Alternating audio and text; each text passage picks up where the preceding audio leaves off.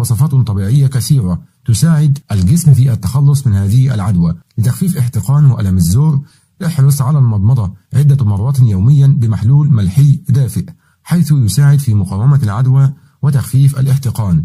جهز هذه المضمضة بإضافة ملعقة صغيرة من الملح لكل كوب ماء دافئ. خفف السعال بهذا المزيج: ملعقتين كبيرة من الزعتر المجفف مع كوب من الماء المغلي مقدار 250 ملي مع 125 ملي من عسل النحل النقي. صب الماء المغلي على الزعتر، ثم قم بتغطية الفنجان لمدة 20 دقيقة للحصول على منقوع، ثم قم بتحلية هذا المنقوع بالعسل، واحفظ هذا المستحضر في عبوة منفذة للضوء، ثم تناول منه ملعقة عند اللزوم. تناول شاي الأعشاب لخفض الحرارة ومقاومة العدوى، فالزنجبيل والنعناع ينشط كلا